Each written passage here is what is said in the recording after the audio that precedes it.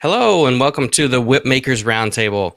I'm honored to be joined today by five different amazing whipmakers from around the world. And I'd like to introduce each of them to you, have them introduce themselves briefly.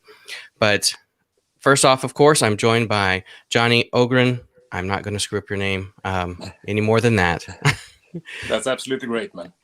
And I'm, of course, also joined by Nick Schrader. Hello. Peter Thorndike. Hello, Peter. G'day, folks. Evan Fava. Hello, Evan. And Torrance Fisher. Hey, what's going on? It's wonderful to see you guys.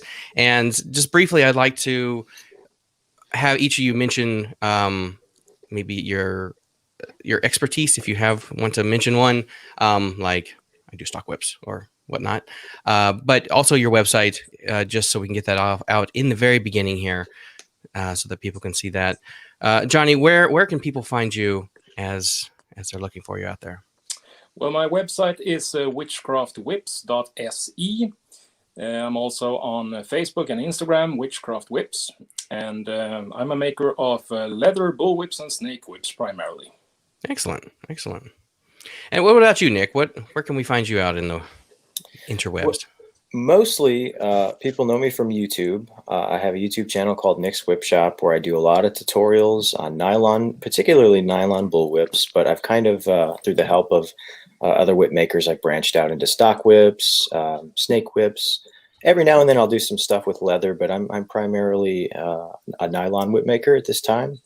So that's for the tutorials showing how I make them. If you want to buy a whip from me, nickswhipshop.com, I offer custom whips there. But most of the time people just get a hold of me through YouTube, or I do some stuff on Instagram as well, just Nick's Whip Shop. So yeah. Excellent. And what about you, Torrance? What is our way of tracking you down out there? The company name is Sword Guy Builds. The website is swordguybuilds.com. And I started with the nylon stuff, and I'm branching out into leather, and I just like making as many different types of whips as possible. I want to learn as much as I can. Awesome. I love it. Evan, what do you do out there? Where can we find you? I don't know. Oh, okay. I don't know. And I don't Peter, know why I'm here. No. I make nylon and leather whips, mostly leather. I do some nylon. You can find me at kangaroowhips.com, Facebook, Instagram. I think they're both under EF Whips. Other than that, I just enjoy making whip. I love it. And Peter, people may have never heard of you before, but no. Where out in the world, obviously your name is well known as well. Where is the best place for us to find you and your work? Or either my website, peterthorndike.com, or Facebook, Peter Thorndike Stock Whips. That's what I mainly do, stock whips and the occasional bull whips. And I tend to stick to just the kangaroo leather. Excellent. So that's what I enjoy doing the most. You're very good at it. Excellent. Well, thank you. Very good. Certainly enjoyable. And I think the way you guys introduced yourselves kind of goes into, well, and the name of this is that we're talking about whip making here, and we want to focus on each of these episodes on kind of hone in. We can, of course, branch out as our conversation takes us there, but hone in on something at least initially. And we have people that are experts in the industry in nylon. We have world-class experts, of course, in leather, and there are significant differences. But the core is of course the foundation of every whip. And I would like to hear from each of you on your opinions as far as, well, not just the importance of it, but more specifically, what is it that is one of the number one most important points when you're building a core? There are specific questions that we've looked at, like how long should it be based on the ratio of your whip and so on and so forth. And we can get into that. But if you had to pick one specific thing that for you, when you think about a core, your foundation to your whip, what is that one piece that you're going to focus on? Johnny? Well, the most important thing to me, I think, is to sort of get the whip off to a really nice taper, because the core is going to affect the taper of the entire whip. Really, it's sort of what sets everything off and sets everything in motion. So I think it's really important to have a nice taper to the first section of your whip, be it a snake whip or a bull whip or a stock whip or what have you. So well, everything really starts with the core. So if you're off to a good start, chances are you might have a good whip in the end. Mm-hmm. Excellent. That's a very good point. How about you, Nick? I mean, nylon is obviously a different animal. You can't taper a nylon cord very easily. Sure. Well, I agree with what Johnny said. That is very important to get that taper as good as you can from the core, because it's kind of exponentially built off of that, and it does affect every layer after the core. I think for me, the biggest thing that I try to focus on is getting a strong transition between where the steel ends and the perhaps BB loaded core begins, just where that steel stops. I really like that to be nice and stiff. I try to make sure there's no unevenness around it. So the steel, I use sinker cord filled with BBs for my core, so I like it to be as flush as I can, with the exception of a bit of a swell, which we'll probably touch on later. But I like to have a very strong transition on the core to begin with in my whips. Oh, I love it. Love it. How about you, Peter? What are tips that you have on that? What is your number one thing you focus on? Oh, well, the first thing I think of when you talk about the core is to get it right. Because like the other guys said, that's what it's all built on. You know, if the core's no good, it doesn't really matter what you do after that.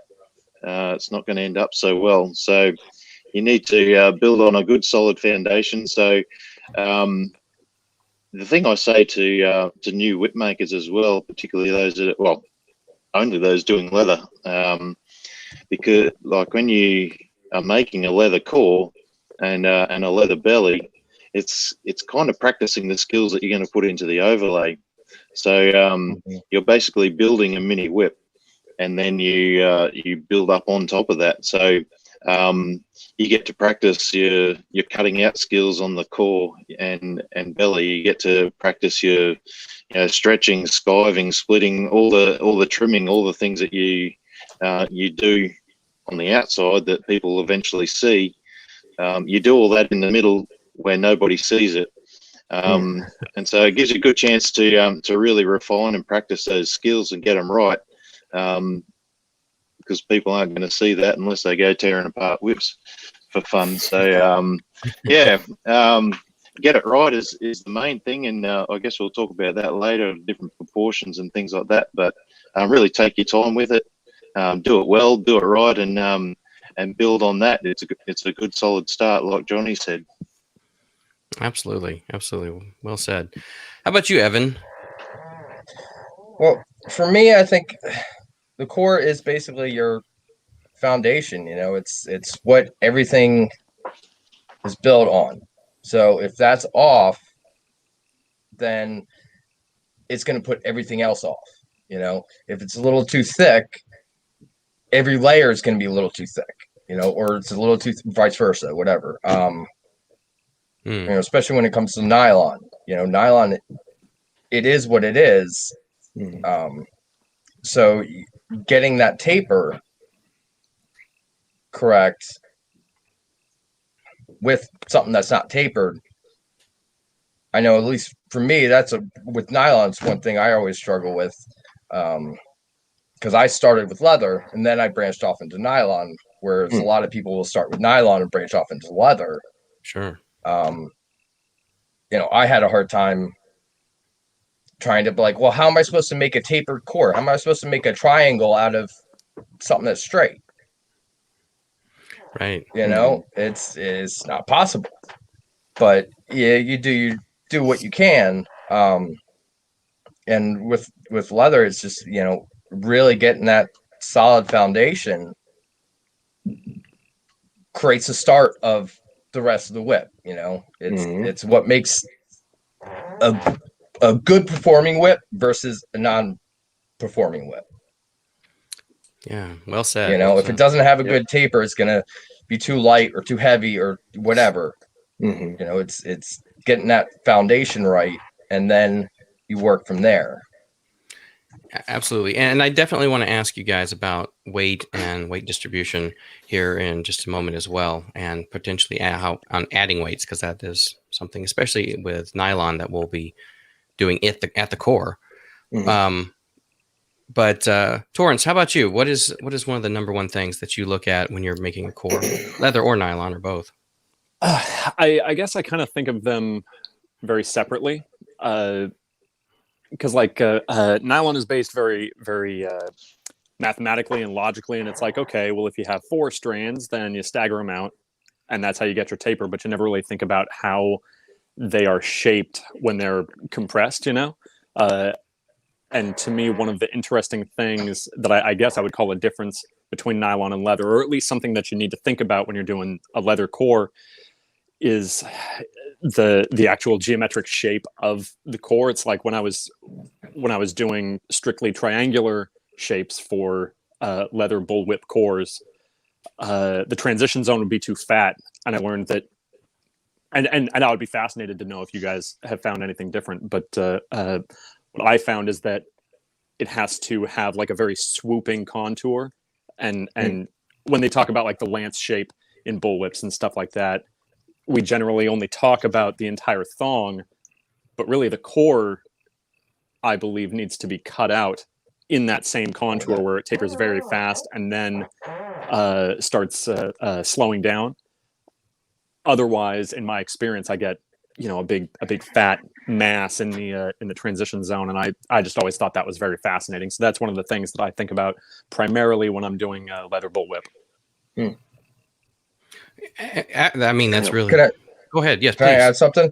That Yeah. was what he had just said about the nylon and having 4 strands, and you divide it out and cut them in different lengths, and that's how you create your core. It's one thing you got to think about is with nylon, not just the core, but your drops.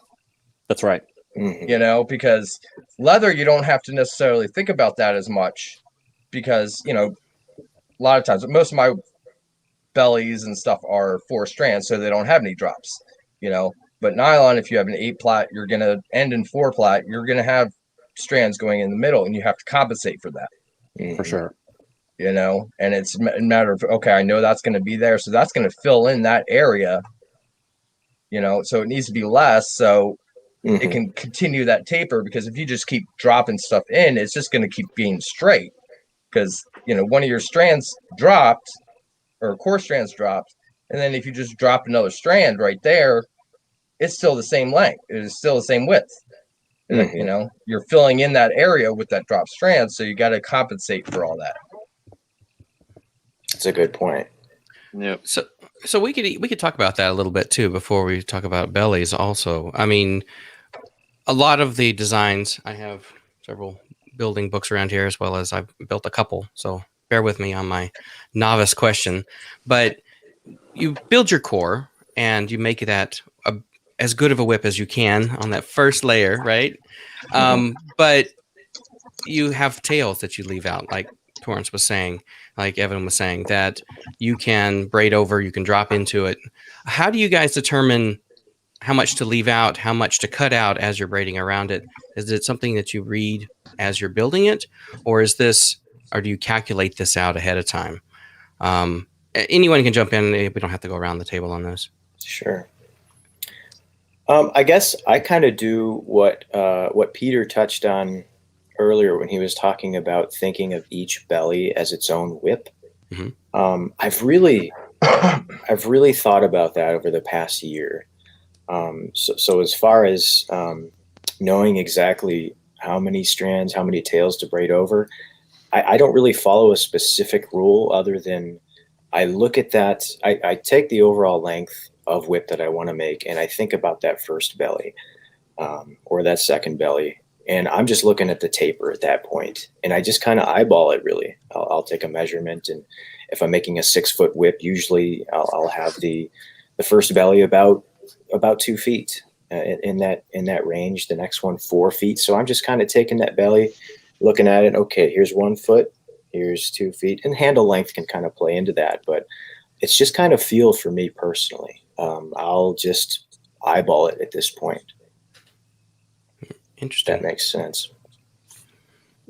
How about you, Peter? Or, sorry. No, go. that's fine. Please.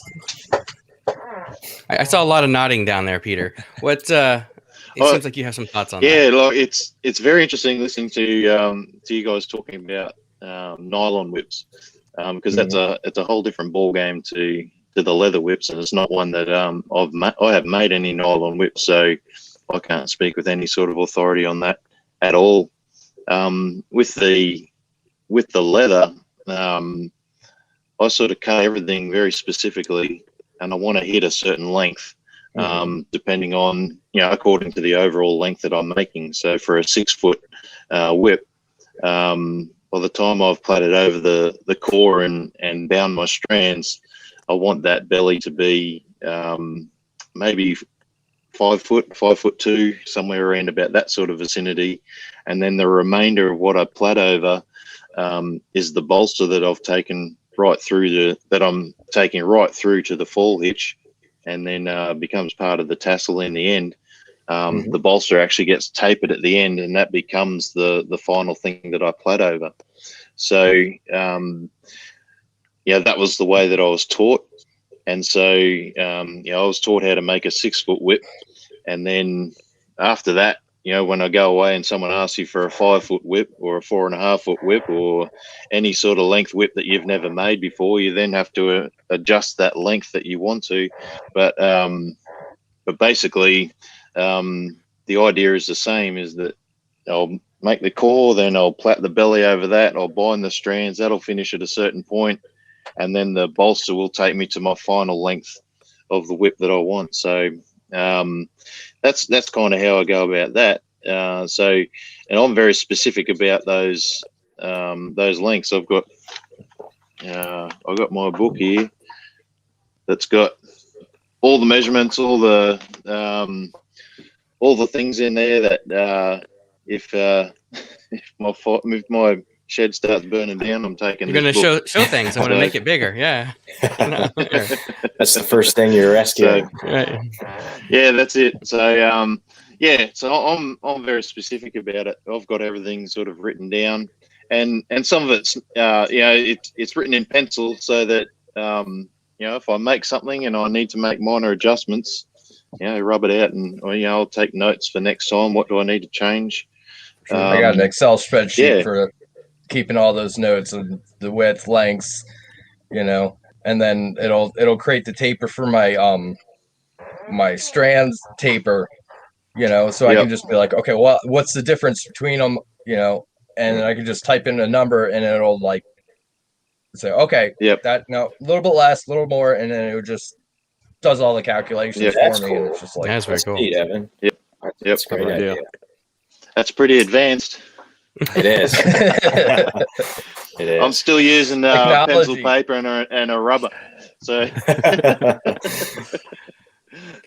how about you, Johnny?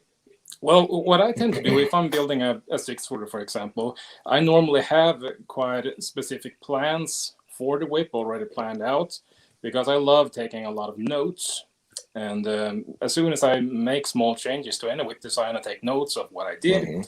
And so I can evaluate later if it worked the way I wanted to, or if I should try something else for the next whip.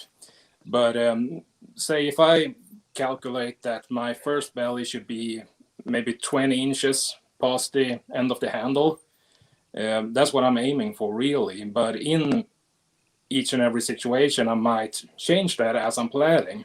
Maybe the strands got a bit thinner than I expected, so I want to carry a bit more weight slightly further out. I might continue for another couple of inches.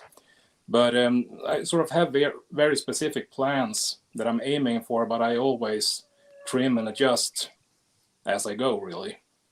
Sure. One thing I've started doing is when I'm doing a length that I haven't done before, or a whip that I haven't done before, I actually started thinking about it backwards, in terms of, how long do I want, how long is the whip going to be? 6 foot, whatever. Mhm. Okay, the bolster is going to be 6 foot. Where do I want that belly to end? The second, if it's a bull whip, the second belly, if it's a stock whip, just where do I want that to end? And then the strands that are coming off of that, that you taper down, where do you want the actual plaited portion to end? How much of that do you want to be, bound up those tails? And kind of That's exactly how I working my do it way too, back yeah. from the overlay versus going short and being like, that should have been a little bit longer, because now that I'm thinking about it, it's like I've kind of started working backwards because I know what the taper should be, look like on the overlay, but it's a matter of figuring out how to get that overlay from the beginning. When you haven't done that size or that type of whip or whatever, you either work forward and hope you get it, or you can work backward and hope you get it. But either way, you're still just hoping you get it if it's the first time. Yeah, right. Of course. Yeah. That's precisely what I do too. Again, Johnny's if like I'm doing something taking different. notes. What's that, Peter? Yeah. No, I do the same thing. You know, if you, for example, making a 7 foot bullwhip, I know that the final bolster is going to be 7 foot because I want that to go right through the fall hitch. The second belly, I want that. I know that that's going to be 9 inches less than that bolster, and then the what's under that, the first bolster is a certain point, and you just keep working backwards until initially you get what you need for the core. Okay, I'll start with my core that length, and then you during your build you do that. So a bit of trial and error to make sure you go with what you think's going to work out, and then make some notes and change things for next time. But definitely working backwards seems to be the way to go for me too. For sure. My downside is the notes. I take notes, and then I go back and look at them and say, what in the world was I saying there? Because it's a quick, I'll write that down real quick, and I write it down, and it's just a number or something, or it's a length, and then I get the whip done, and I'm like, what is that 20 inches for? And it always makes so much sense in the moment. You're like, there's no way I'm going to forget this. I won't put any extra notes. I will remember this. And you look at it like you just said, what was that? What was I talking exactly. about? I secretly suspect that's why Nick records everything. That's it. You finally caught me. That's why I do it. I've started recording certain things on how I do things, and then I'm like, because I'm like, I've done one thing, and then I come back and I'm like, do it again. I'm like, how did I do that? I don't remember how I actually I have kind of an idea how I did it, but I don't remember exactly how I held it to tie it on or whatever. Sure. So I started taking pictures of stuff and like how I was actually doing it, just so I could remember. That's smart. Yeah, that's a really good point on taking notes and adjusting for. I mean, when you have a new design, of course, you want to take notes and really try to refine that for the second and third time. You have to make that unusual design. How often, though, do you try to hit a specific design, maybe one that you know well, and you're having to change that? One of the questions we had talked about bringing up was, when do you know you need to, for instance, add weight to a core? While we're talking about cores, this is a good place to talk about this. So, how often are you just know, you look at the hide, you look at a spool of paracord, and you know it's going to be the weight you expect, and you braid it the way that you planned, versus you get into it and you're like, this is too light, this is not going to feel how I want it to feel, and you have to adjust. So let's talk about that, when you have to adjust first, and we'll just go around the table here real quick. Johnny, when do you have to adjust a design that you thought you knew? Well, I think that's quite a hard question, really. It sort of depends. Like I said, I had my plan starting out, and if the hide that I chose is a bit lighter than I might expect, then I might add some more weight somehow, maybe carry the belly a bit further out, like I said. But when it comes to adding weight to a leather whip, there's only so much you can do, really. I could tear the belly off and start from scratch with another hide and maybe not split the strands as much or similar, but given it's a natural material, there's more variations. Plus, if it's just a wee bit too light, maybe I can just condition it quite a bit, and that will add some more weight as well. Right. Similar to Nick, I would assume that's something similar with waxing a whip then in some Sure. cases. Absolutely. Yeah. Wax, if you do wax a nylon whip, it does add a substantial amount of weight to the whip. For me, when I'm adding weight, I use BBs, as I mentioned previously, in 3/8 inch sinker cord. So I have that dialed in pretty good, I feel. What comes up with me, the trouble is sometimes when I'm making wooden handled whips, each piece of wood has a different density. So sometimes that will affect how long that BB section is. For example, African blackwood or some of the exotic, really dense woods, it kind of changes the balance of things. So if it's a heavier wooden handle, you necessarily don't need to have that many BBs as you would for, say, something like a maple handle that's much lighter. But it is a difficult question. I hope that answers it. But it's Sure. Yeah. There are times where I've felt a second belly, and I thought, man, this just doesn't feel right, especially if it's a longer whip or a shorter whip. I would just go back and put a whole new core in there, add more BBs, take some away to change that weight. But it is something that'll happen. Sure. And I want to ask Torrance and Evan both also, but with the man-made material, nylon, I would think there would be less variability than there would be with a leather product, just because, like you said, sometimes they're thicker, they're conditioned differently, those sort of things.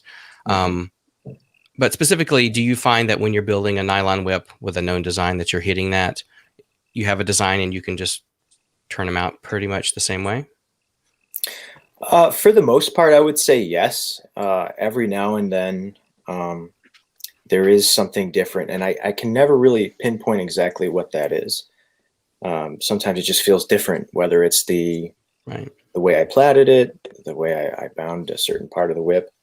I'm not sure. Sometimes it just catches me off guard, to be honest with you. Well, fair enough, though. Yeah. How about you, Torrance? Nylon is not technically immune to variation between lots and especially between colors. So it's That's a good point. even if and I do use very strict math for my nylon stuff, but it's like you have the formula that you like, but I mean, if you use this color that lays in a little smaller and is a little bit lighter versus that color that's a little thicker and puffier and doesn't lay in the same way, the one with the puffier cord, that is going to, it's going to be heavier to start with, but it's also going to take on more wax and stuff like that. So it's in that way, it is a little bit different. And I mean, I guess I have little rules about stuff like that. Like if I know that a certain color is going to be more absorbent than another color, I will make sure to not like terminate the whip in that color. You know, I'll try to like bring that color out of the whip so that ultimately to ensure that I get like a really fast taper. Because if you have like a light color and a heavy color on the same whip, and the light color drops out first, that really like slows the taper, and the whip will land very hard and just feel clunky and stuff like that. So it's like Interesting. Stuff like that. I would say are what I'm thinking about if I have reason to expect that a whip may come out a little heavy or a little light. I will play around with that. But as far as like adjustments on the fly, I feel like you pretty much have to just go on experience and like, okay, what has worked in the past? Can I do that here? Do I think that would get me but it's, I guess Evan already said it's pretty much never going to stop being a guess, you know? Yeah. What do you Good think, point. Evan?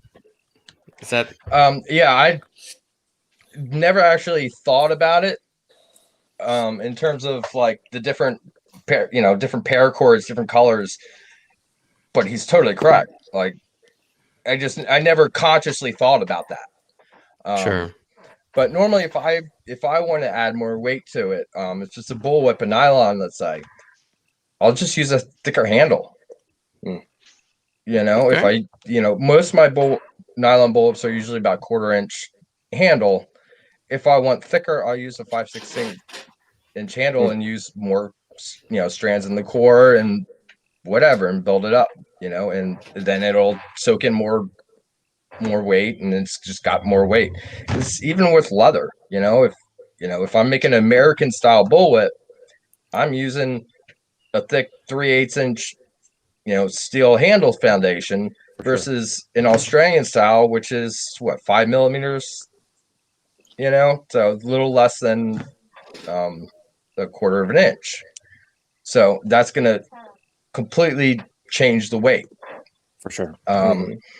Along with, with leather, you can, if you know you want more weight to it, you pick out a heavier hide, especially for the bellies. If you want a lighter whip, if you don't have thinner hide, you split it down. It's the thing with leathers. You have a little more control over it. You can split it down thinner. You can cut it thicker. You can cut it wider. You can cut it however you want. Nylon, you can add more strands or something, but it is what it is. You can't thin it down. Sure. You can't get it less than one strand. Right. Or I guess you could do it no strands in the core, but It's easy to plait. Yeah. Right.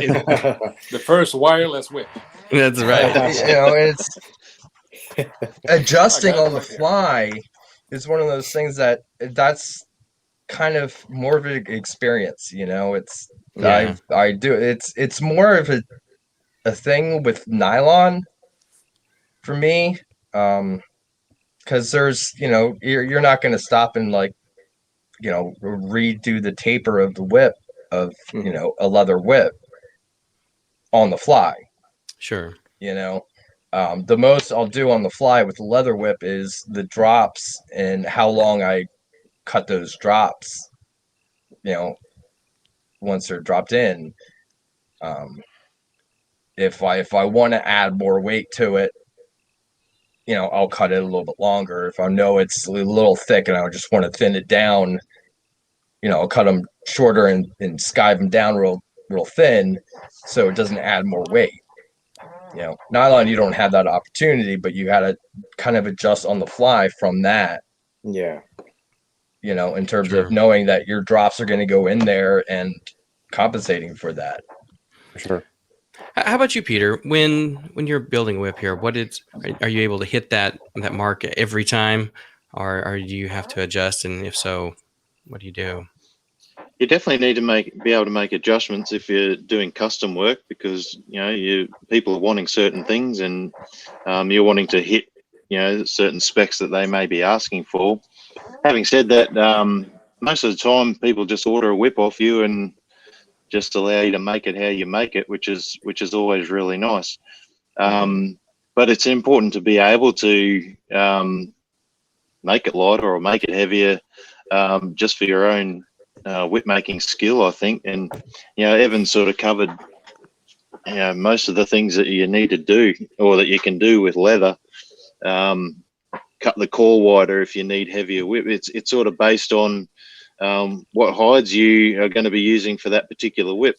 I think early on in my whip making and some of the early shows that I entered, some of the feedback I was getting from judges was that my whips are a little bit too light, and it confused me a little bit, because I was making exactly how I was shown. Why are they ending up lighter than other ones? And one thing I worked out after a while is that there's a big difference just purely between using different species hides.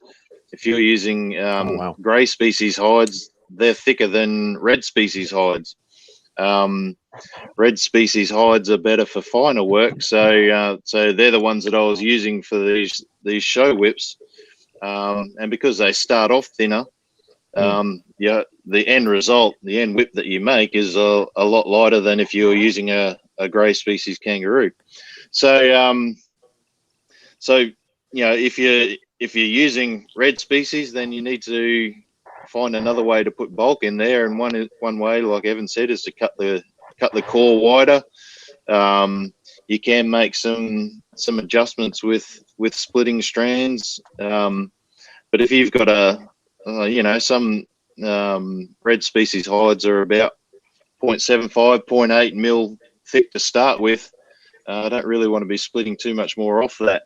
And if you do, you're making a lot of whip. So you've got to start with a thicker core. So you got to cut it wider, and that's where experience kicks in. You look at your hides, you take a few caliper measurements to know what you're working with, and you know straight away, I've got to build up a bit more bulk in the belly of this one in order to hit that diameter that I'm looking for at the end.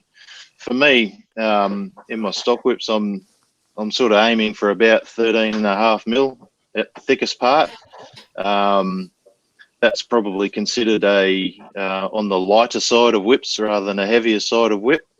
But most of the people that are ordering a pair of whips are wanting to do two-handed whip routines, and they're not wanting to throw these big heavy whips around their heads all day. So so generally the lighter whips are the go for that. So yeah, you got to work with what you got with rawhide, and especially when you rely on someone else to send you, you rely on your supplier to send you hides. You've just got to work with what they send you.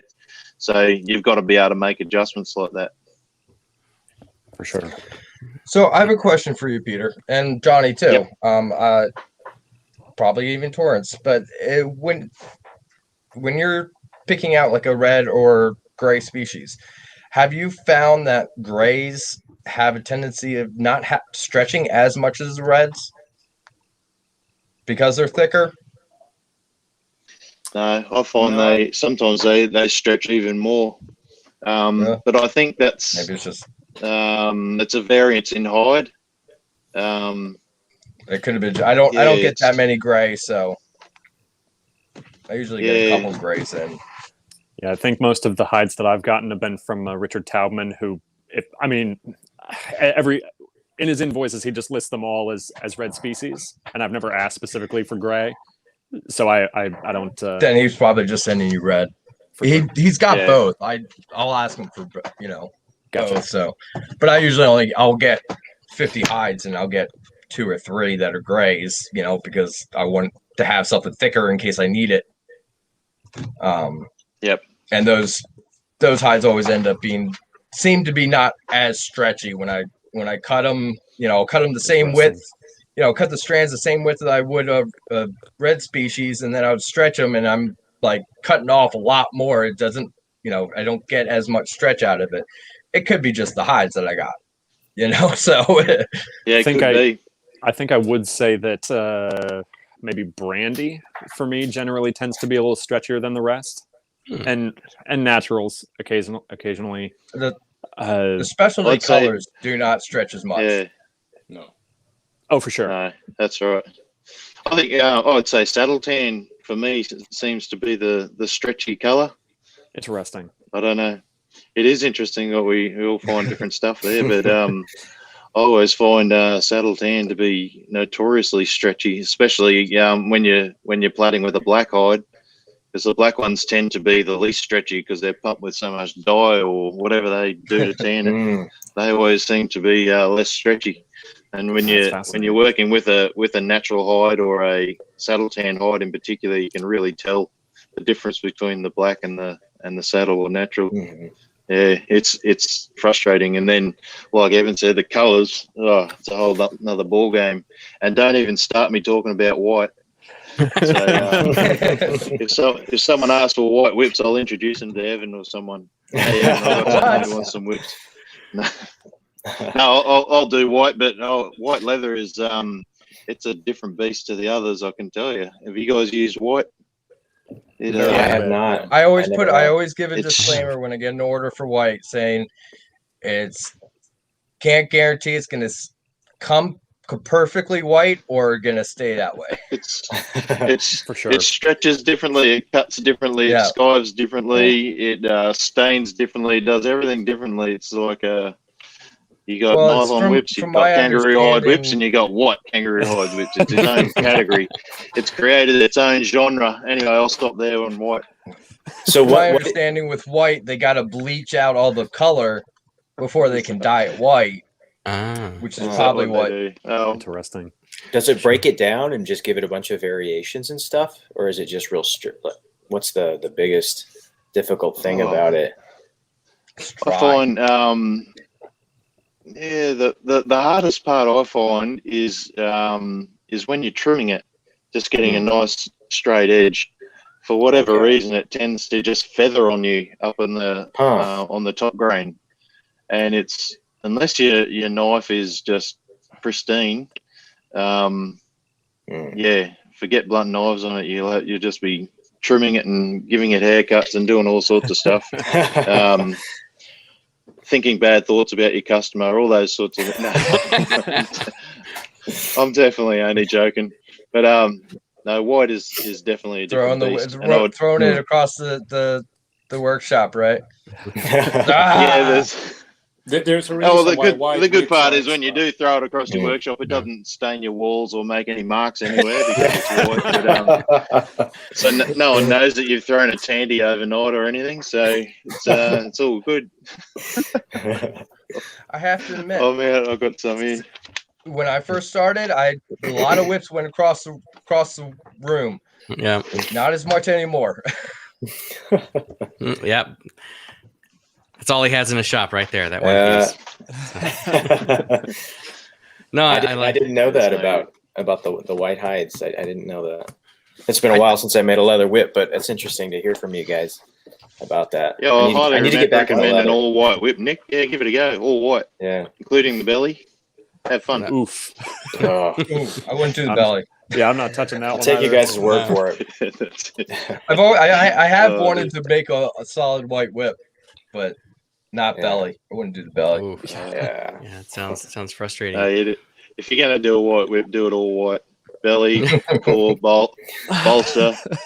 Be frustrated the whole time. Split it down really fine, and bind your keeper on with it. Yeah, go the whole way, Oof. The first, and then show us a picture. and sell it for what, $5,000, right? Yeah. That's right.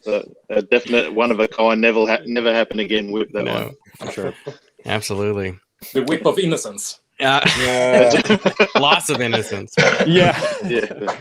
Well, So one thing yeah. I do have to say, getting out of the white, and when we're talking about thickness and stuff, and I was just thinking about it.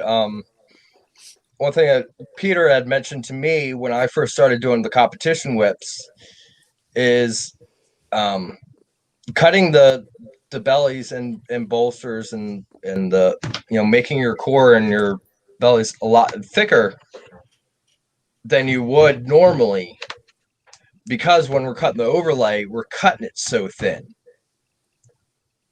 If a standard 12 plat, you're gonna split that overlay strand to about 0.7, on average. But with an overlay on like a 24 plat stock whip or 32 plat, whatever, you're cutting it down to half a millimeter, if not less.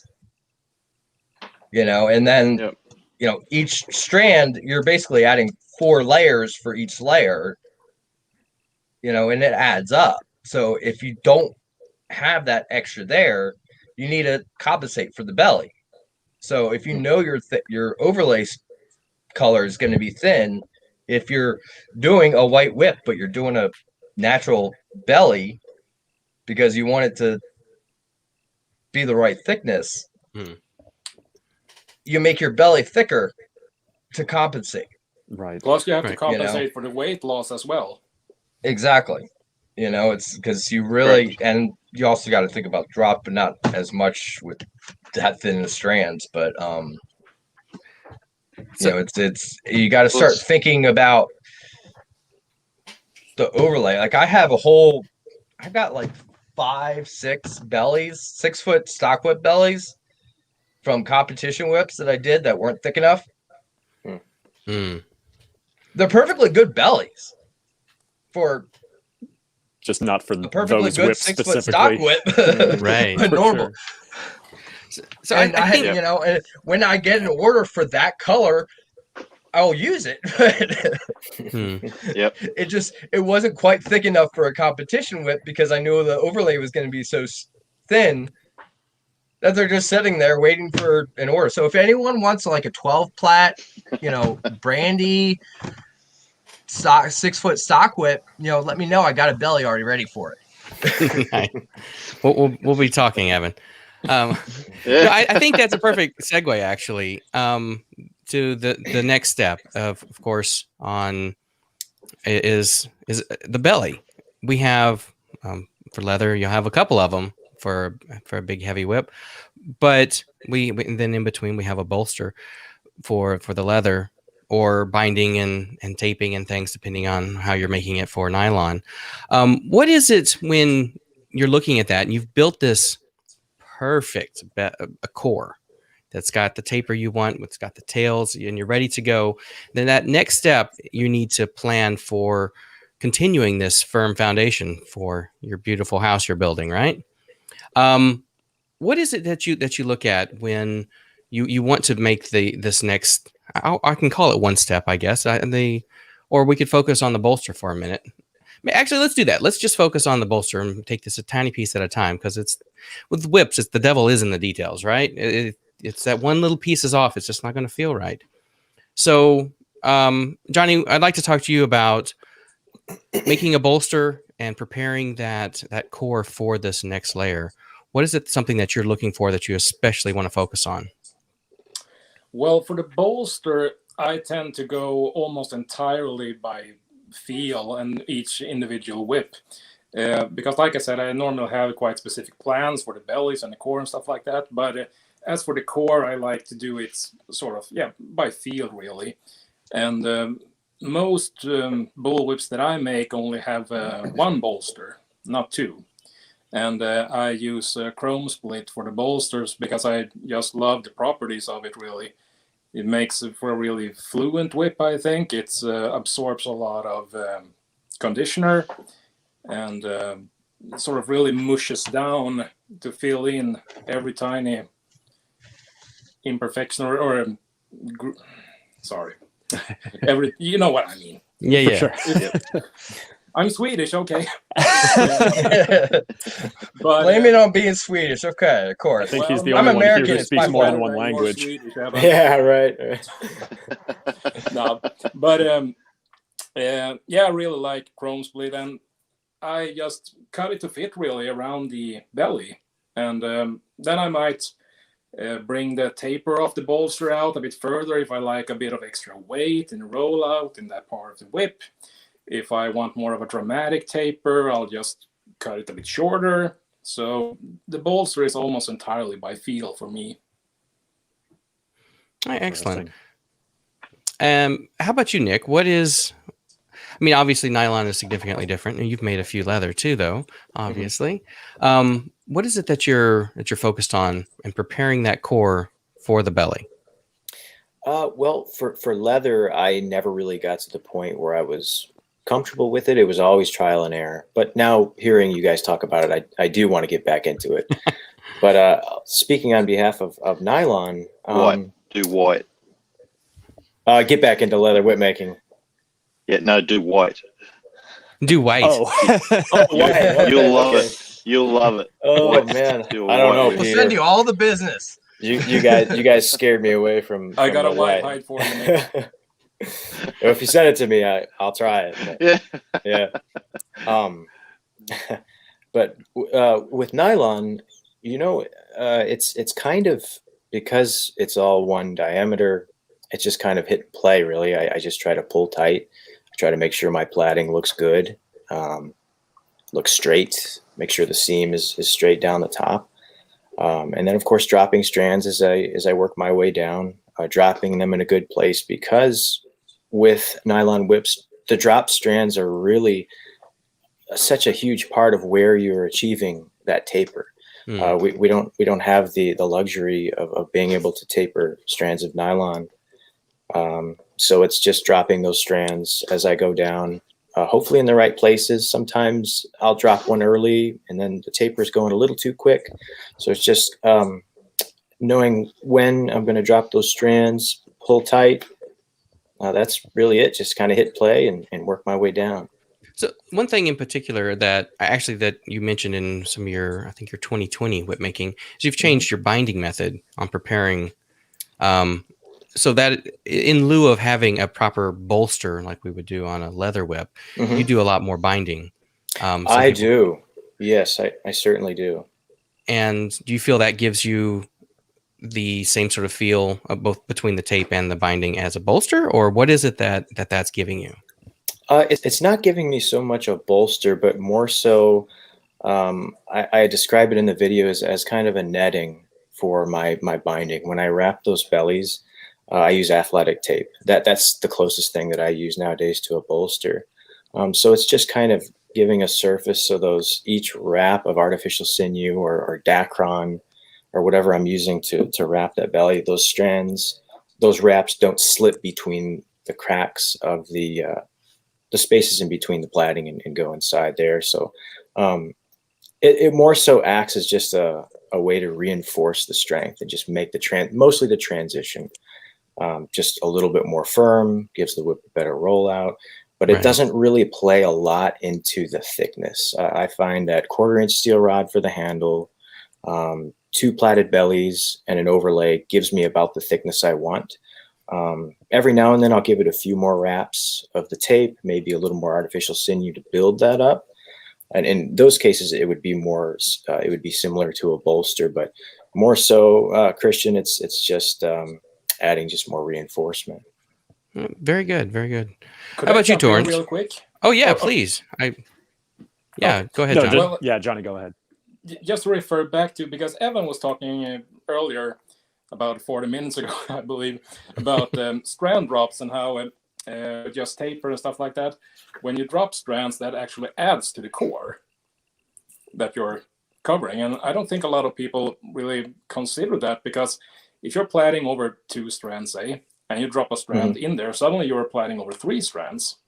And a really clever solution to that, I think I saw this in one of Nick's videos, and that was dropping strands on the outside and just snipping them off. Because doing it that way on the bellies, especially for you nylon guys, you're not adding to the core.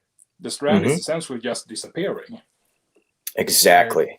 Yeah. I agree. I started doing that a couple years ago, and it took me a while to get the hang of it because I had to adjust my core to compensate for that. But it did make a lot nicer of a taper, because you didn't have to start all of a sudden think about, oh, now this is putting in.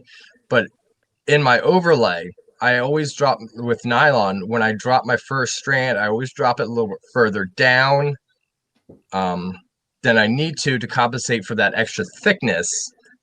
Peter doesn't understand this, but you're talking dropping a 1.5 millimeter thick strand into your whip, and that's thick, and so I'll drop that first one, and then that strand, not that actual strand, but whenever I drop the next strand, I'll cut that first. So there's always one strand all the way down that I'm replacing. Yeah. So I tend to do that on the cut it tail ends from and then second drop the belly. next one. And then when I get to the next one, you cut that strand, the last one you dropped, and replace it with the next drop.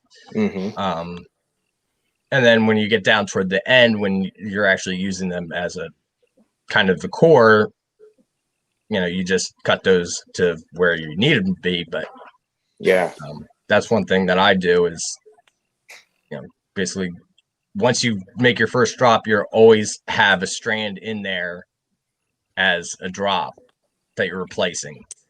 Exactly. Right. That's a very good point. How about you, Torrance? When you're dropping it, what's your strategy there? If we're talking about nylon, for a while I was doing the like when I was if we're talking about nylon, when I was doing multiple braided bellies in nylon whips, for a while I was doing the drop to the outside, melt it against the thing, and then use every like melt point as a marker for the drop in the next layer. Mm-hmm.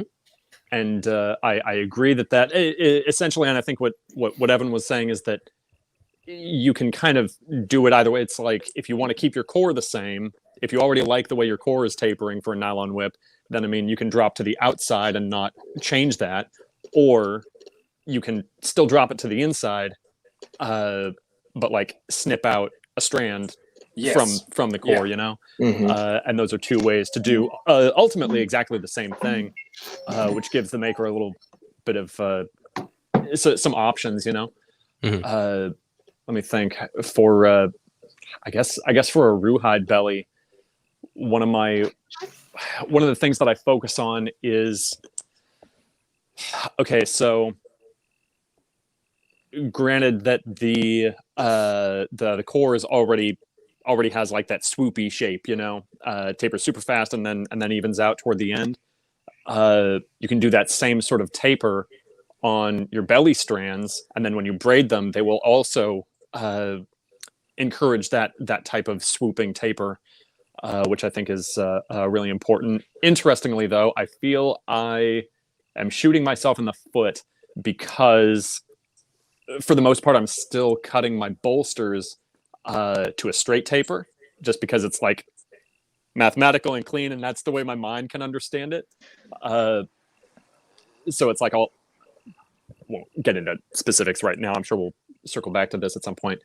But yeah, it's like so ultimately my belly is shaped like this, but then the bolster has a much straighter taper. So really, I think I'm filling in the part where it should be thinner, a little fatter, and it probably gets me somewhere between that swooping taper and a straight taper. But I think that is something that, I don't know. Of course, I'll clean that up over time, but I also haven't really seen a reason not to do that. Going in circles. That's my thing. What are you using for your bolsters, Tori? It sort of depends. I have a few different models. For two of my three bullwhip models, I use cow. For one of them, kind of like Johnny was saying, I omit one bolster and use Rue for the core and the one bolster that's in there. As a brief aside, I guess, does anybody find that rawhide is more difficult to compress than cowhide? No, I think it's easier. Interesting. The kip that I've used. I've never used cowhide. Yeah, the kip in my brief times making leather whips, I found that it was a little spongier, Tori. The cowhide was? Yeah, the cowhide, the bolster itself was a little spongier than the rawhide, but like I said, it may have just been that particular hide. I guess so. But I do remember feeling that same way. I think both lay in really nicely, but I do agree that the cow, especially the vegetan cowhide, seems to be a little mushier, perhaps. And the rawhide, when you cut it to a bolster, it's a bit firmer and denser. Yes, but both lays in really well. Interesting. Evan, you have not. I found that Rue is a lot denser. Sure. Especially once you get it, you stretch it. I'll stretch my core. I'll stretch my bolster. When I used to use kip a lot more for bolsters and stuff, and getting it to stretch and stay was always difficult. I still sometimes use it for bolsters. It's not as bad, but I don't like using it for cores anymore because it doesn't seem to keep that same shape that I originally cut as easily. I So will it's like say I'll there's- take a roux, I'll stretch it, and then it's pretty much going to stay that way. You know, may stretch a little bit as you're plotting over it, but it's pretty much going to stay where it is. Whereas Kip, I found, didn't quite, you know, it would stretch and then kind of like go back a little bit. Right. No, that's interesting. I guess for that reason, I basically don't stretch cowhide or kip components, just because I know they're just, like you say, they're liable to just spring back, you know. And now all you have is like a really irregular piece rather than something that will hold its shape and compress in the way you want. Yeah. And that seems to work fine. But when I do use rawhide for the core and the bolster and that stuff, yes, I will still stretch it. But at that point, and maybe it's because I wet stretch everything, but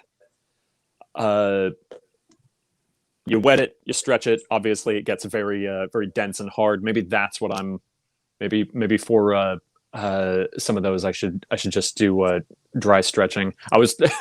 I hope you won't mind, Peter. After your class, I guess 2 years ago now, that was what sort of got me going. Like, oh man, I need to. One of my models needs to sort of channel that Peter Thorndike logic of like all rawhide components and try to get like this sort of taper. I won't go off too much. I guess ultimately my message is I really appreciate the class that you led for seeing you prep your stuff. Just very enlightening. Yeah, let's talk no, to but- Peter. We haven't been going around here. I think we've skipped you. So yeah, when you are, I would love to hear your thoughts on bolster, but also what your thoughts are when you're prepping the going from the core to the belly. What are your steps? What are you looking at there? Focused on? We'll start with that. The it's how to explain, because I know people build whips differently.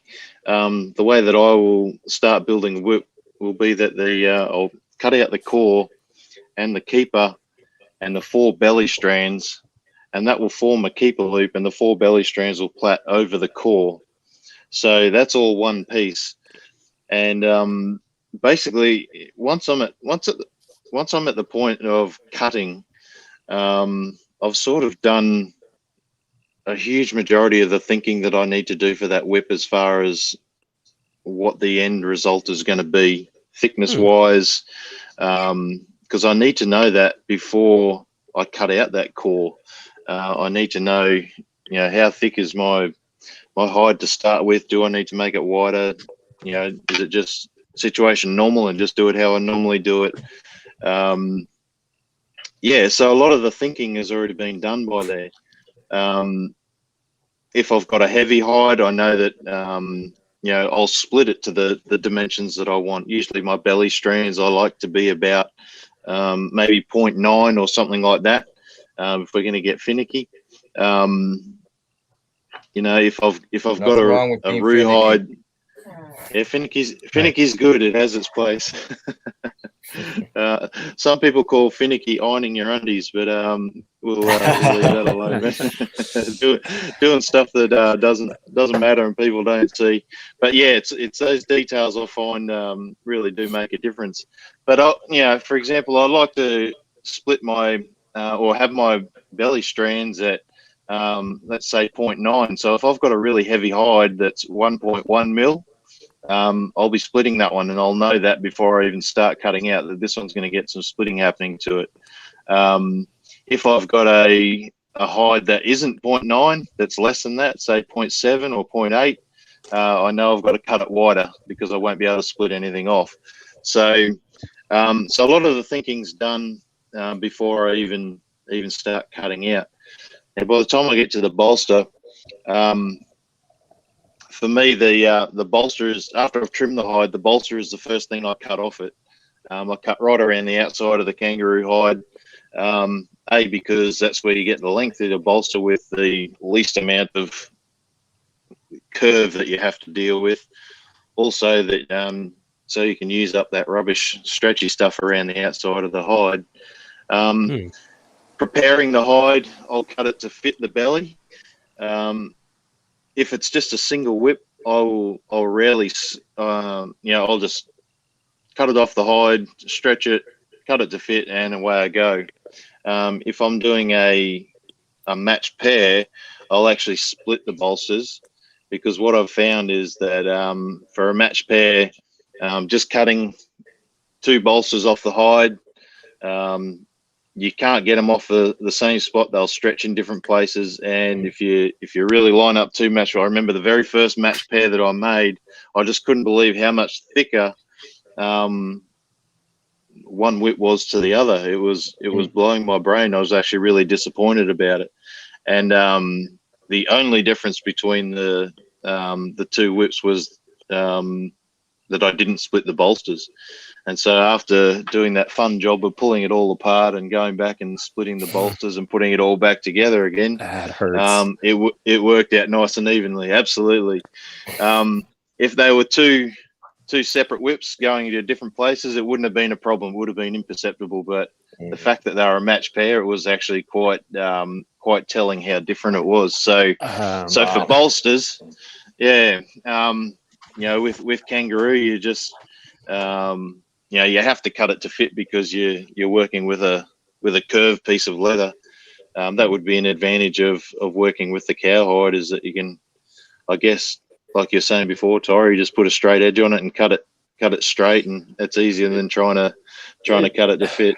It seems, I don't know, like it's definitely convenient, but I'm definitely going to be adjusting that the edge on my cowhide components over time. Not sure. Might be. It sounds like if it's going to be anything, if you cut it to a straight edge, as you're plaiting, you'll see, there's too much on the bolster. You'd be able to trim it as you go. That might that's true. Might be an easy sort of thing, rather than going to that step of actually cutting it to fit. Might just be easier to trim as you go. That being said, I find that if there is any overlap in the bolster, a lot of times it doesn't necessarily matter, just because it's so squishy. It'll basically just compress anyway. I have not yet found a whip of mine that has like a noticeable ridge in the thong, like you might expect from a bolster overlapping. But that may be the only reason why, is because I'm using cow for that. Maybe I will have to be more discerning about it for solid rawhide for that model. Or I don't think it's important, but it's not as noticeable than people think. If the bolster's just a little bit over it, when you roll it, you don't see any of that stuff. That's true. Yeah, you want to make it the best you can, but if it's got a little, gap to it, you're never gonna see that. For sure. You won't notice it if it's a little bit with other parts overlaid, and if you're concerned about it, you just you skive it, so it's you bevel the edge, so it just so it does fit a little bit nicer.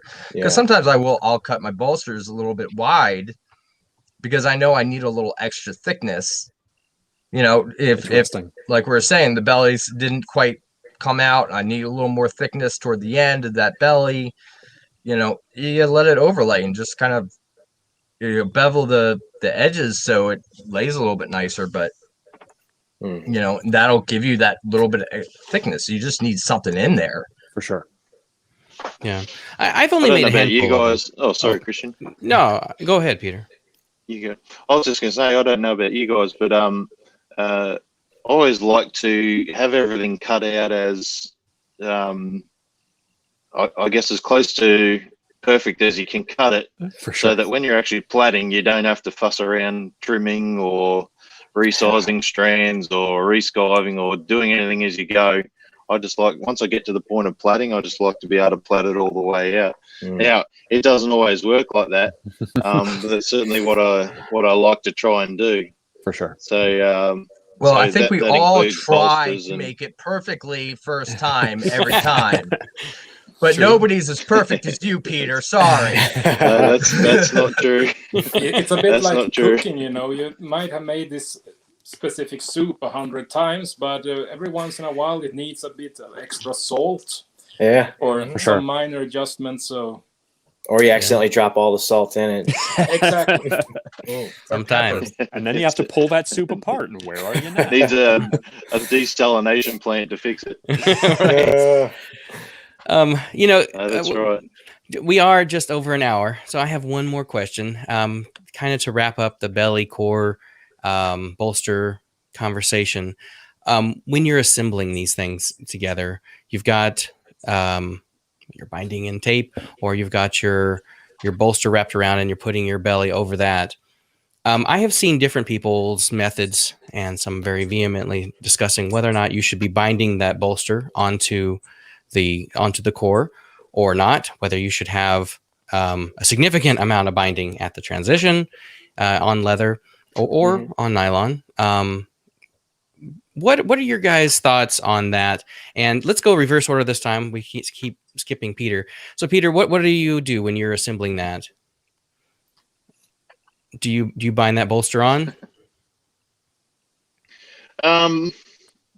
Because I'm not the best whip cracker in the world, I've got to listen to those people that are. So the advice that I've had from the very talented whipmakers, whip crackers that are giving me feedback, is that they like the bullwhips at the transition not to be a big smooth thing. They almost like just a little bit of softness there, so that the handle acts a little bit more like a stock whip handle, where you've got a specific change from the handle to the thong, like you do in a stock whip. So if it's too rigid and too stiff past the transition for an extended period, it's almost like you've got this big long extension of a handle that makes it harder to control. If it's too soft, then it's just you can't control it because it's like a jellyfish. So there's that sweet spot between having it too firm or too soft. So I do bind. When I bind over the handle, I do go a little bit past the transition, maybe a couple of inches. But other than that, I'm kind of relying on the tension of the plait to sort of give the strength in that spot. Now, a few things that are probably, this is sort of like for a specific kind of result. I tend to do the Australian style bullwhips with the longer handles. Yeah, it might be a completely different story for a shorter handle bullwhip. Also, a lot of the work that I do, because it's, if you're doing the finer work, you can only pull on those finer strands so tight. So you can't rely, like if you're doing a 12 plait, you can lean on those strands and pull them in as tight as you want. If you're doing a 24 plait or perhaps even more, you can only lean on them so hard before they start breaking on you and causing issues there. So you can't use the overlay to get that tension at the transition that you want. So For sure. in that instance, I may put a bit more binding in there or bind a little bit tighter to compensate for that, the less tension that you can do on the overlay. So, okay, I mean, it's going to be different for you guys, I'm sure, because you're making different types of whips. So that's how it works for me on those sort of Australian bull whips that I make. Do you actually tie on like a loose wrap or something with that bolster before you put on the belly, or do you just kind of hold it together as you're braiding? Generally speaking, the bolsters on my stock whips and bull whips, I'll just tie a couple of hitches around it, a few scraps of lace leather, and just keep sliding them down and tightening them as I go. There are times where I will actually wrap the bolster on. If I'm doing, say, like a 24 strand stock whip thong, to start with, you're dealing with strands that are just a little bit over a mil thick, and they don't get wide, and they don't get wider than 2 mils. So, and then you're doing patterns along the way. The bolster just is a pain. So I'll just take the hassle of the bolster out. I'll just wrap some cotton. I'll just wrap that around, wrap the bolster in place, just so it's one less thing I have to think about when I'm dealing with 24 very, very fine and fragile strands and trying to do patterns with those. But generally, that would be the only time I'd do that. And, the cotton only has to hold it in place while you're plaiting. If it breaks it, later, who cares? It's not going to make any difference. Sometimes I'll even pull it out after I've plaited over a certain part. But generally speaking, I just tie some hitches around the bolster and keep sliding them down as I go. Do you do that for your bullwhips too? Or do you like bind on over the handle of the bolster?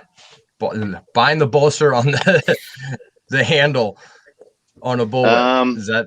Yeah, on a bullwhip, I'll bind with sinew. Tie it on. I'll bind the bolster onto the handle and then just a little bit past the end of the handle across the transition and then back again. So, but no further. I'll just use hitches after that. Yeah. How about you, Evan? How do you do it?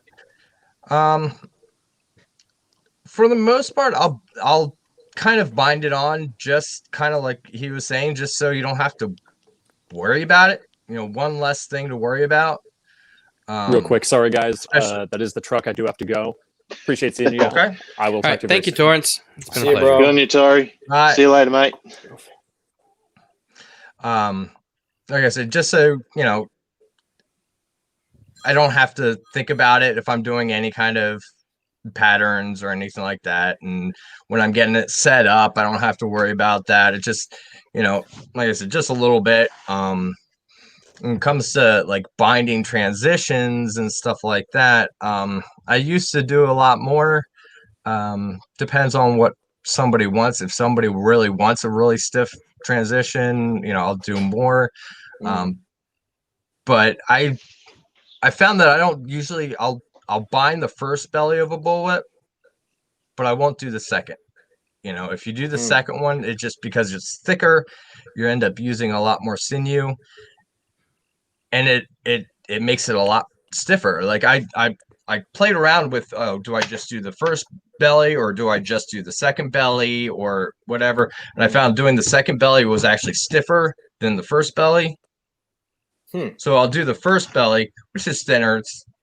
It actually ends up being quicker to do, and but it gives it that little bit of stiffness right off the handle that you want, but not too stiff that it just ends up being a long, making it a longer handle almost. So I try to do a kind of a median between what Peter's saying in terms of having it kind of function a little bit better for like the actual whip cracking, versus something that's like flop. You don't want it flop. Right, but you don't definitely want to avoid that. Yeah, so it's a fine line between the two. I'd rather it be a little bit too tight than too floppy. Sure. Exactly. That's what I've always looked at.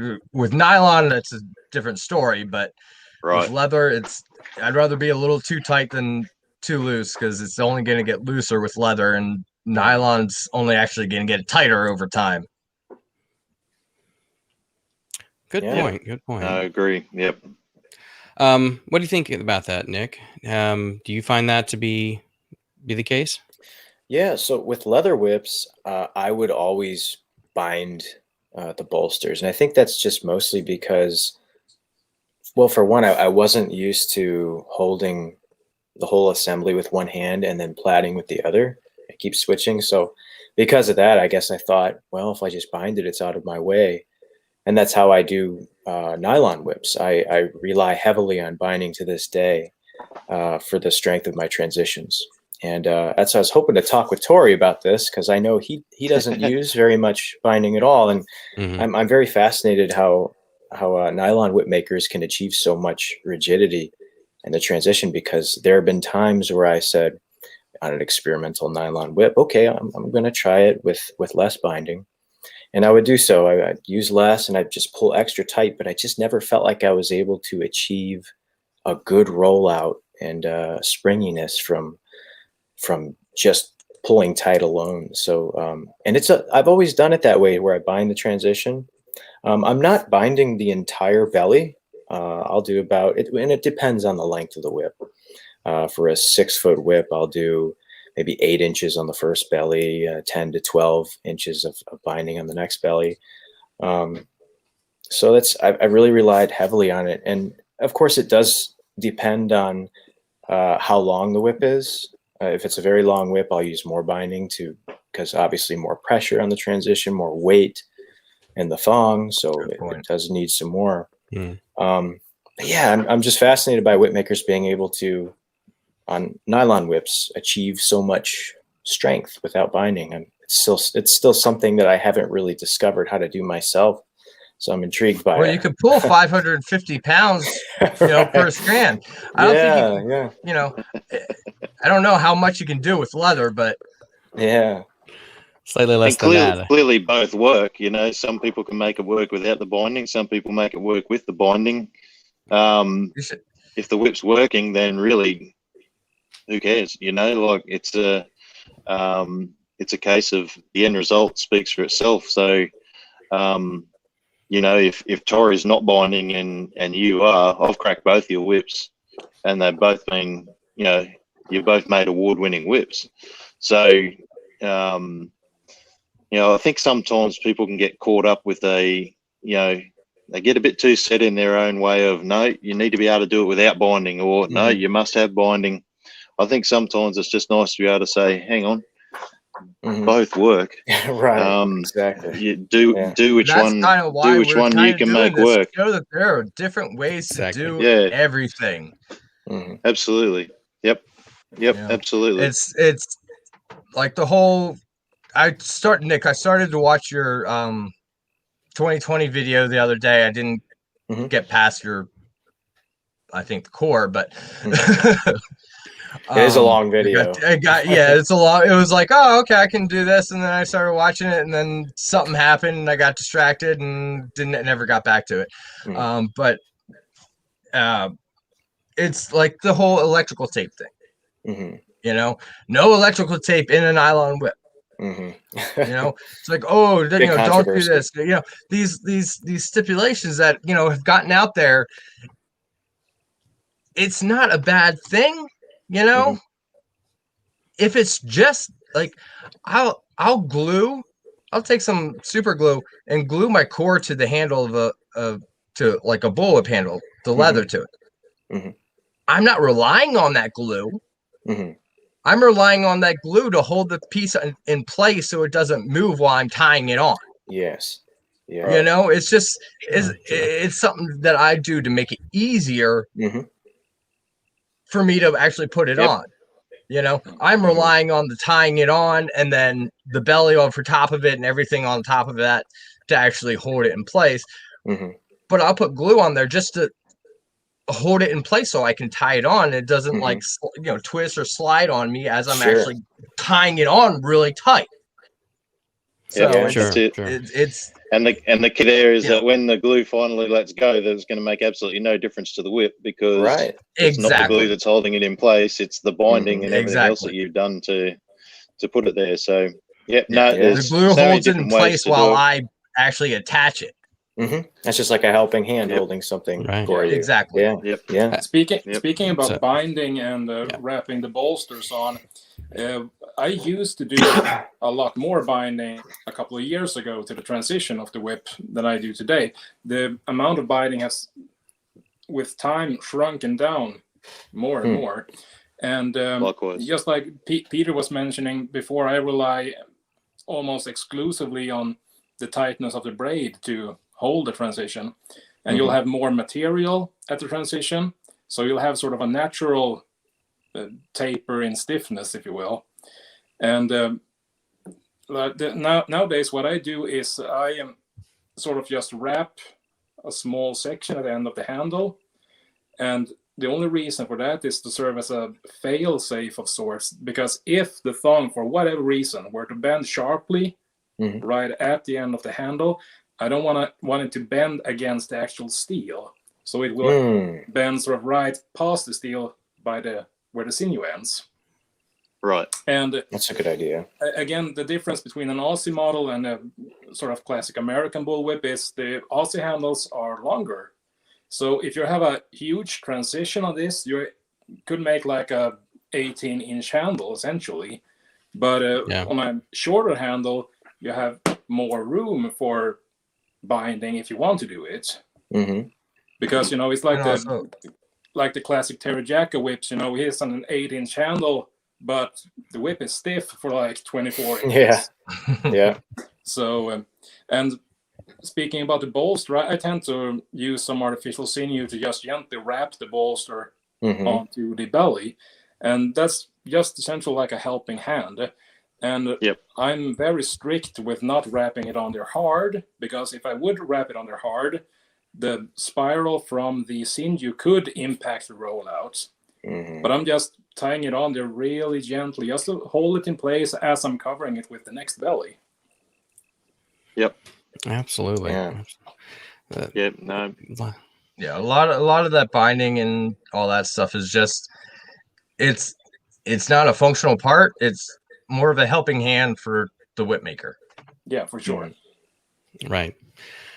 Well, guys, we are at almost 90 minutes here, and it has truly been an honor for me to participate with all of you guys, Tori included, who's had to drop off Are early. you guys willing to make this a regular thing? I would love to. All This right. has been great, guys. Let's go with once a month right now, so we don't overwhelm ourselves. Sounds like a plan. All right, you're recorded live saying that, so no, we can talk about it afterwards. It's documented. We'll figure out what day. We'll pick like, every second Friday of the month with whatever. But we'll have a tendency. We'll do this once a month. I like that idea. And we'll pick out some good topics. We've got, obviously, there's so much to making a whip, and we want to talk about different designs. We want to talk about knots and fancy plaiting, and there's so many different things we can still talk about. And we only barely scratched the surface today. So hopefully you guys, as well as the people that'll watch this in the future, will be excited to see all those topics as well. So thank you guys that joined us, and everyone that watches this eventually, for joining us on our first, let me add it here, our first episode of the Whipmakers Roundtable. That's beautiful. This has been great. It's great to see you guys. Great to see you. Yeah, Yes, definitely. Yeah, great to chat, fellas. Yeah. Thank you all. Have a good day. All right. Take care, guys. Thanks, Christian.